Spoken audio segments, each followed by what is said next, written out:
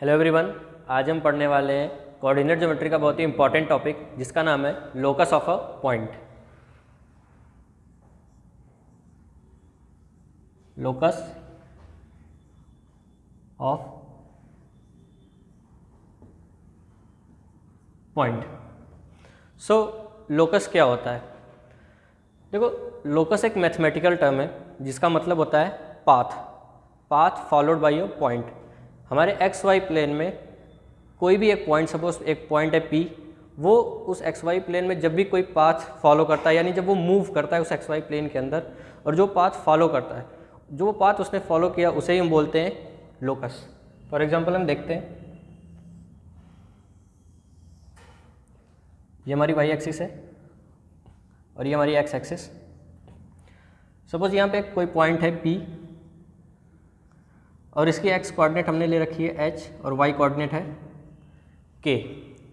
अब सपोज ये point P move करना स्टार्ट करता है इस एक्स वाई प्लेन के अंदर, तो जब कोई भी पॉइंट अगर एक्स वाई प्लेन के अंदर मूव करना स्टार्ट करेगा तो वो एक कोऑर्डिनेट्स, फिर next coordinate through coordinate move करना स्टार्ट करेगा।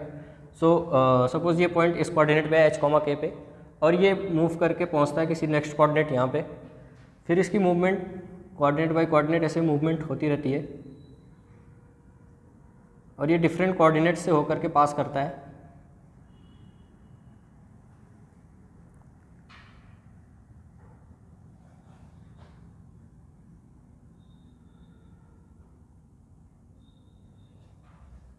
तो ये मूवमेंट है इस पॉइंट P, H, K की। पहले ये इस पॉइंट इस कोऑर्डिनेट से ये स्टार्ट हुआ, फिर ये नेक्स्ट कोऑर्डिनेट इस पे गया और फिर इस पे और इस पे इस पे, और ये मूव करते हुए धीरे धीरे यहाँ इस लास्ट इस कोऑर्डिनेट पे आया।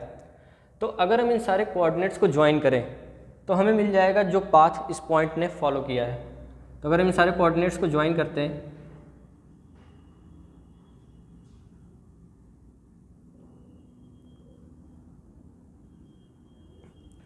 तो हम देखते हैं कि हमें ये पाथ मिल गया है जो पॉइंट P ने ट्रेवल किया है, या फिर हम बोल सकते हैं कि हमें एक कर्व मिला है जो इस पाथ को, इस कोऑर्डिनेट्स को ज्वाइन करने से हमें मिला है। तो जो कर्व या जो पाथ हमें मिला वही हम बोलेंगे इस पॉइंट P का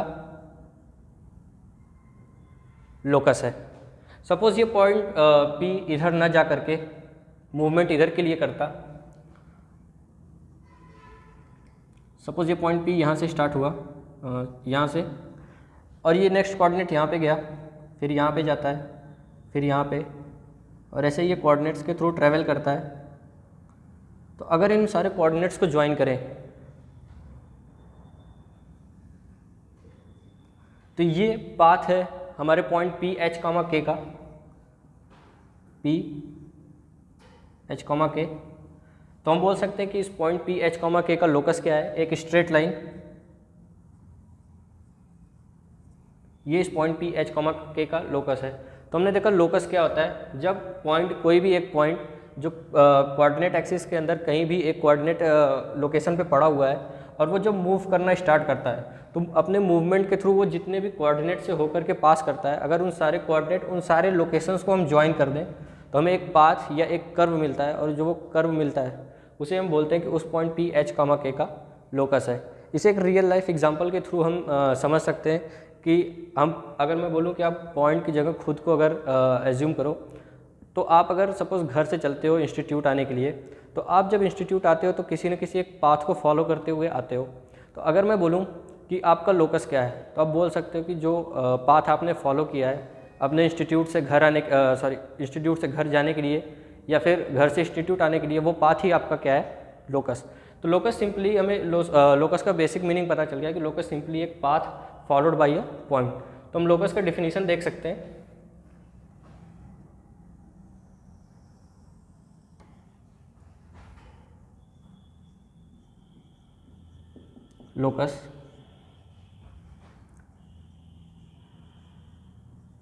locus is a path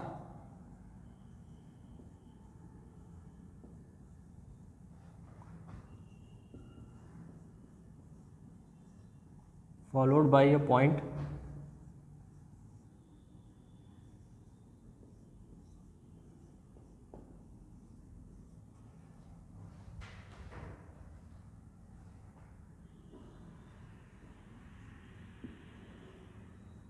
moving under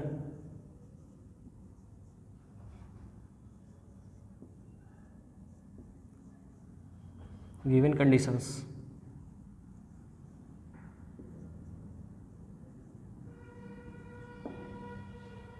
So locus is a path followed by a point moving under given conditions।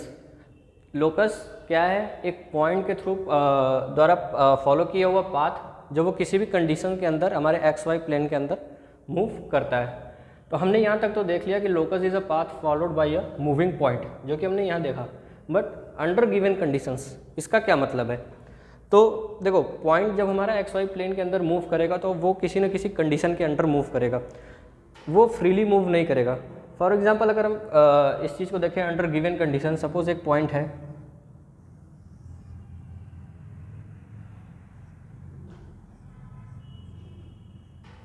एक पॉइंट है हमारे पास P H, K।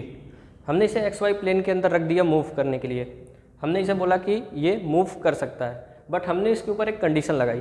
कंडीशन ये थी कि इस पॉइंट P का जो डिस्टेंस होगा ओरिजिन से वो हमेशा कांस्टेंट होना चाहिए, और वो डिस्टेंस होनी चाहिए r।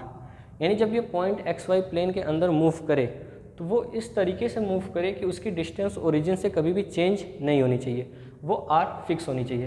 तो इस पॉइंट को उन कोऑर्डिनेट से पास करना होगा जिन कोऑर्डिनेट्स की डिस्टेंस ओरिजिन से r हो। तो ये पॉइंट कैसे मूव कर सकता है? तो देखो, ये पॉइंट इस आगे यहाँ से जा नहीं सकता क्योंकि इसकी डिस्टेंस r से ज़्यादा हो जाएगी और ये चेंज हो जाएगी, और ये ओरिजिन की साइड पीछे भी नहीं आ सकता। तो ये पॉइंट कैसे मूव कर सकता है? तो हम देख सकते हैं कि ये पॉइंट इस तरीके से मूव कर सकता है इन सारे कोऑर्डिनेट्स के थ्रू। ये वो सभी कोऑर्डिनेट्स हैं जिनके थ्रू ये पॉइंट मूव कर सकता है। और ये जो मूवमेंट की इसने, अगर इन सारे कोऑर्डिनेट्स को हम ज्वाइन करें तो हम देखेंगे कि हमें एक जो कर्व मिलेगा या जो पाथ मिलेगा वो क्या होगा? वो इस पॉइंट का लोकस होगा। और वो पाथ क्या हमें मिल रहा है? वो एक सर्कल मिल रहा है। तो हम बोल सकते हैं कि इस गिवन कंडीशन के अंदर इस पॉइंट P का लोकस क्या है? तो हम बोल सकते हैं कि इस गिवन कंडीशन के अंदर पॉइंट P का लोकस है एक सर्कल। एक दूसरा एग्जांपल देखते हैं हम।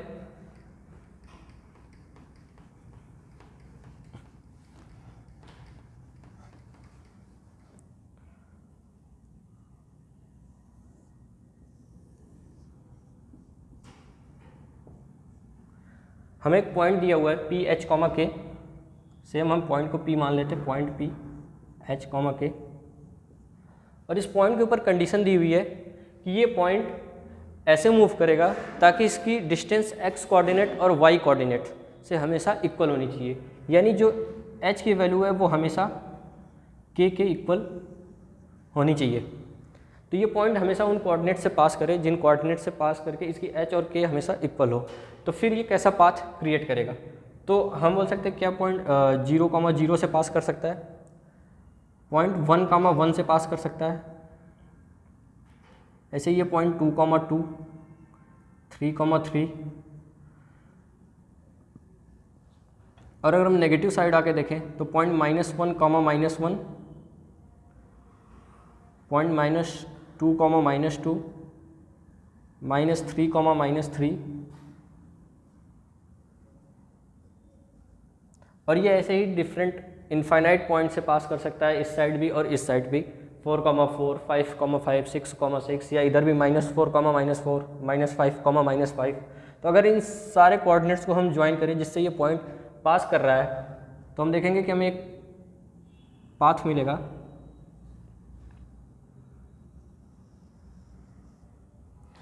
जो कि एक स्ट्रेट लाइन होगा। तो ये जो हमें पाथ मिला ये क्या है? एक लोकस ऑफ पॉइंट P, और वो क्या है? Straight line. ठीक है, एक और एग्जांपल लेते हैं लोकस ऑफ पॉइंट को और अच्छे से समझने के लिए।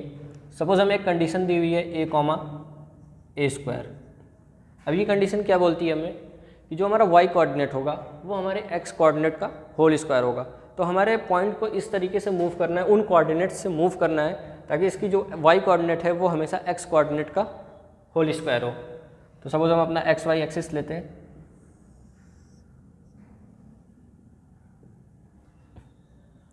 तो सबसे पहले हम ये देख लेते हैं कि ये पॉइंट किन किन कोऑर्डिनेट से पास कर सकता है। तो ये पॉइंट 0,0 से पास कर सकता है अगर ए की वैल्यू हम 0 लें। ये पॉइंट पास कर सकता है 1,1 से। ये पॉइंट पास कर सकता है 2,4, 3,9, या फिर अगर हम नेगेटिव कोऑर्डिनेट्स भी लेंगे तो -1,1। अगर ए की वैल्यू -2 हो तो हमारे कोऑर्डिनेट्स क्या होंगे 4, -3,9। तो हमें डिफरेंट कोऑर्डिनेट्स पता चल गए हैं जिससे हमारा पॉइंट पी मूव कर सकता है। तो अब हम इसका पाथ फाइंड कर सकते हैं। हम पाथ फाइंड करेंगे, देखेंगे कि इसका पाथ कैसा बनता है। तो सपोज ये 0,0, ये 1,1, 2,4, 3,9 और ऐसे ही इसके नेक्स्ट पॉइंट्स आते जाएंगे। सेम इधर आए तो हम -1,1, -2,4, -3,9 और इसके कोऑर्डिनेट्स हमें इस तरीके से मिलते जाएंगे। तो जो भी हमें कोऑर्डिनेट्स मिले हैं जिससे ये पॉइंट मूव कर रहा है, हम देख सकते हैं कि पॉइंट्स हमारे इन्हीं कोऑर्डिनेट से होकर के मूव करेगा। तो अगर हम इन सारे कोऑर्डिनेट्स को ज्वाइन करें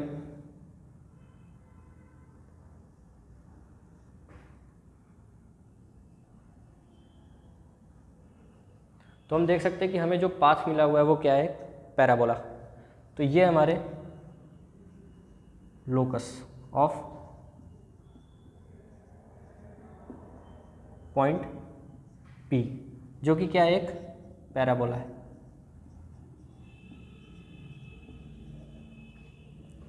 अगर हम इस लोकस की इक्वेशन लिखें, जो ये पैराबोला हमें मिला हुआ है, तो इसकी इक्वेशन हम क्या लिख सकते हैं। देखो हमें x की वैल्यू दी हुई है वो क्या है a, और y की वैल्यू क्या दी हुई है a²। तो अगर हम a की जगह पे x को रिप्लेस करें तो हमें क्या मिल सकता है, y और x के बीच में एक रिलेशन जो होगा y = x²। तो जो ये कर्व या फिर ये जो पाथ हमें मिला हुआ है, हम इसकी इक्वेशन क्या बता सकते हैं, y = x²। वैसे हम इस सर्कल जो हमने यहाँ पे बनाया हुआ था, हम इसकी भी इक्वेशंस लिख सकते थे, x² + y² = r²। ये स्टैंडर्ड इक्वेशन हमने 9th-10th में पढ़ रखी है कि सर्कल की इक्वेशन कैसे लिखी जाती है। पर देखो हमने जो यहाँ पे पैराबोला की या फिर जो सर्कल की इक्वेशंस हमने लिखी, वो तो हमें सिंपली ये स्टैंडर्ड फिगर्स हमें मिले हुए हैं। तो हमने इन स्टैंडर्ड फिगर्स की इक्वेशन हमें पहले से पता होते थे या फिर हमने यहाँ से निकाल लिए, तो हम डायरेक्टली इन इक्वेशंस को इस पैराबोला की या फिर इस सर्कल की इक्वेशन या फिर यूँ बोलें तो लोकस की इक्वेशन हमने लिख ली। पर सपोज जब हमें क्वेश्चंस में जो हमें कंडीशंस दी जाएंगी या फिर जो हमारे कर्व क्रिएट होंगे, वो हमेशा ये स्टैंडर्ड कर्व क्रिएट नहीं होंगे, जैसे कि पैराबोला हो गया या फिर सर्कल या फिर कोई एक स्ट्रेट लाइन, वो कर्व्स कैसे भी क्रिएट हो सकते हैं। तो फिर उन कर्व्स की, उन पाथ की या लोकस की इक्वेशन हम कैसे फाइंड करेंगे, तो वो हम इतनी आसानी से फाइंड तो नहीं कर सकते। तो अब हम देखेंगे steps to find equation of locus.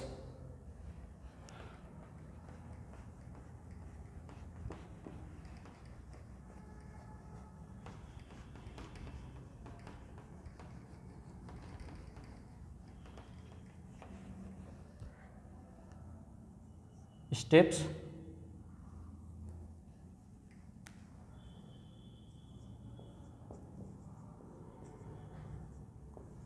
to calculate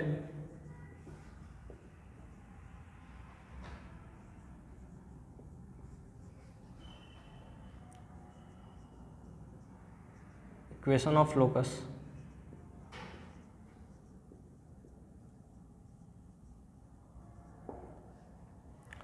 तो steps to calculate locus of equations. तो हमने यहाँ पे सबसे पहले हमने जब यहाँ पे सर्कल बनाया या फिर हमने जब पैराबोला बनाया, तो जो भी पॉइंट को हम मूव करा रहे थे, जो हमारा मूविंग पॉइंट था, उसको हमने सपोज़ एक नाम दे दिया, वो क्या था P। और देखो हमें तो कोऑर्डिनेट पता है नहीं कि वो कोऑर्डिनेट्स उसकी x कोऑर्डिनेट या y कोऑर्डिनेट है क्या, वो कहाँ से मूव करना स्टार्ट कर रहा है। तो हमने उसे अपने तरफ से मान लिया कि वो h और एक k है, एक वेरिएबल पॉइंट्स। तो सबसे पहला काम हमारा होगा इक्वेशन ऑफ लोकस फाइंड करने के लिए कि हम अपने पॉइंट को P H, K सपोज कर लेंगे, उसे कोई नाम दे देंगे। तो जो हमारा फर्स्ट स्टेप होगा,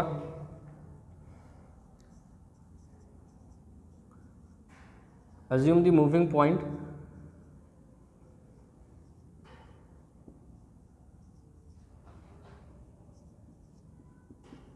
as H, K, P H, K। तो जो हमारा पॉइंट है सबसे पहले उसे हमने P H, K मान लिया, जो हमारा नेक्स्ट स्टेप होगा वो ये होगा कि जो भी कंडीशंस हमें दी हुई हैं उसके रिगार्डिंग हम एक रफ स्केच ड्रॉ कर लेंगे उस कंडीशंस को शो करते हुए। तो जो हमारा दूसरा स्टेप होगा, ड्रॉ रफ स्केच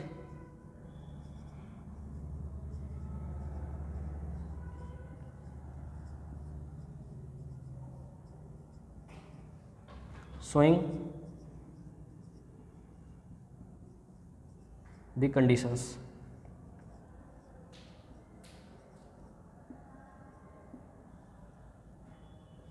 तो जो भी हमारी कंडीशन अप्लाई हो रही है उस पॉइंट के ऊपर, जैसे कि इस पॉइंट के ऊपर कंडीशन क्या अप्लाई हो रही थी कि इस पॉइंट को इस तरीके से मूव करना है ताकि इसकी डिस्टेंस ओरिजिन से हमेशा कांस्टेंट रहे। तो ऐसे डिफरेंट कंडीशंस अलग अलग पॉइंट्स पे अप्लाई होती रहेंगी। तो हम एक रफ स्केच, जैसे कि हमने यहाँ पे एक स्केच ड्रॉ किया हुआ है, ऐसे एक रफ स्केच अपनी तरह से ड्रॉ कर लेंगे उस कंडीशंस को शो करते हुए। थर्ड स्टेप क्या होगा, जो भी कंडीशन हमें दी हुई है उसे हम क्वेश्चन में अप्लाई करेंगे। Apply the given condition.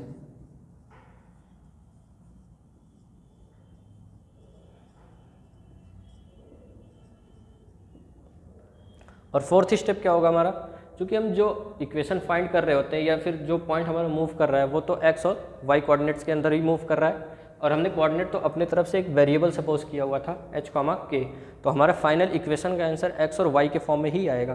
तो हम h की जगह पे x और k की जगह पे y को रिप्लेस कर देंगे। तो जो हमारा फोर्थ स्टेप होगा वो होगा replace h, k with x, y। h को हम x से रिप्लेस कर देंगे और k को y से रिप्लेस कर देंगे, तो हमें हमारी फाइनल इक्वेशन लोकस की मिल जाएगी। अब एक एग्जांपल लेके देखते हैं कि हम कैसे एक किसी भी कंडीशन पे दिए हुए पॉइंट का लोकस कैलकुलेट करते हैं।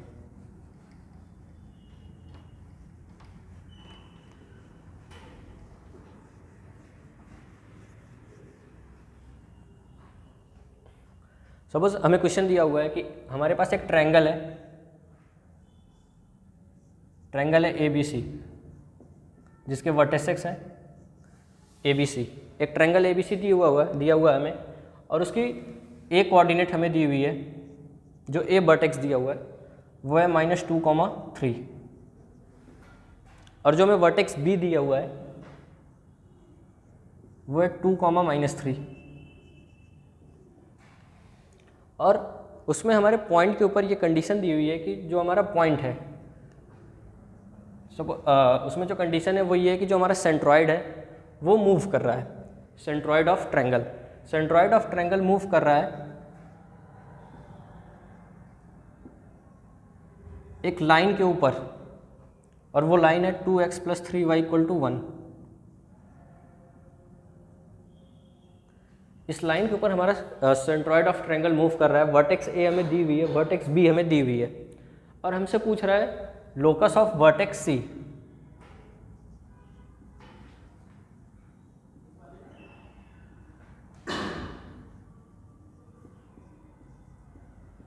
लोकस ऑफ वर्टेक्स C क्या होगा। तो देखो वर्टेक्स A और वर्टेक्स B तो फिक्स है। अब सेंट्रॉइड मूव कर रही है तो ये तभी मूव कर सकता है सेंट्रॉइड जब वर्टेक्स C मूव करेगा। तो हमें बतानी है वर्टेक्स C की लोकस। तो सबसे पहले हम एक रफ स्केच ड्रॉ करेंगे और हम अपने पॉइंट को P, H, K एज्यूम कर लेंगे। सपोज हमने एक ट्रायंगल का रफ स्केच ड्रॉ कर लिया A, B, C। A हमें दिया हुआ है -2, 3, B दिया हुआ है 2, -3। पॉइंट C का हमें लोकस कैलकुलेट करना है, तो हम पॉइंट C को क्या एज्यूम कर लेते हैं H, K। अब हमने रफ स्केच ड्रॉ कर लिया, पॉइंट C को H, K एज्यूम कर लिया। हमारा थर्ड स्टेप है अप्लाई द कंडीशंस। तो कंडीशन हम क्या अप्लाई करेंगे, देखो कंडीशन हमें कहाँ दी हुई है, कंडीशन हमें दी हुई है सेंट्रॉइड के ऊपर। तो जो भी हम काम करेंगे वो सेंट्रॉइड के ऊपर करेंगे। तो हम क्या कर सकते हैं, हमें पता है कि सेंट्रॉइड का वर्टेक्स क्या होता है, कोऑर्डिनेट्स क्या होते हैं सेंट्रॉइड के, तो वो होते हैं x कोऑर्डिनेट तीनों वर्टेक्सेस का सम / 3। तो जो हमारा सेंट्रॉइड हो सकता है वो क्या होगा, सेंट्रॉइड के कोऑर्डिनेट्स वो होगा -2 +2 प्लस एच डिवाइडेड बाई 3 और सेम वाई कोऑर्डिनेट क्या होगा 3 -3 प्लस के डिवाइडेड बाई 3। ये हमारे सेंट्रॉइड के वर्टेक्स कोऑर्डिनेट्स हो गए। तो हमारा सेंट्रॉइड अब क्या हो सकता है यहाँ से h/3 और k/3। हमें सेंट्रॉइड के ऊपर कंडीशन क्या दी हुई है कि ये सेंट्रॉइड 2x + 3y के ऊपर लाई करता है या इस लाइन के ऊपर मूव करता है। तो जब सेंट्रॉइड इस लाइन के ऊपर मूव करता है तो सेंट्रॉइड इस लाइन के ऊपर लाई करेगा। तो ये कोऑर्डिनेट सेंट्रॉइड के इसको सेटिस्फाई कर सकते हैं। तो इन कोऑर्डिनेट्स को हम इसके ऊपर सेटिस्फाई करा देते हैं। तो हमारी जो लाइन दी हुई है वो है 2x + 3y = 1। ये कोऑर्डिनेट्स हम यहाँ पे रखते हैं। तो ये होगा 2 × h/3 प्लस 3 × k/3 = 1। तो ये क्या हो जाएगा 2h + 3k = 3। तो हमारी ये इक्वेशन ऑफ लोकस आ गई। कैसे आ गई, यहाँ पे एच के हमने सी वर्टेक्स सी को सपोज किया हुआ था और एच के में हमें एक रिलेशन मिल गया। अब इस एच और एक्स को हम रिप्लेस कर देंगे एक्स और वाई से। तो अगर हम इसे एक्स और वाई से रिप्लेस कर दें तो हमें क्या मिलेगा 2x + 3y = 3। तो ये हमें मिल गया लोकस ऑफ वर्टेक्स सी। तो आज के लिए बस इतना ही, बाकी देखेंगे हम नेक्स्ट लेक्चर में। Thank you.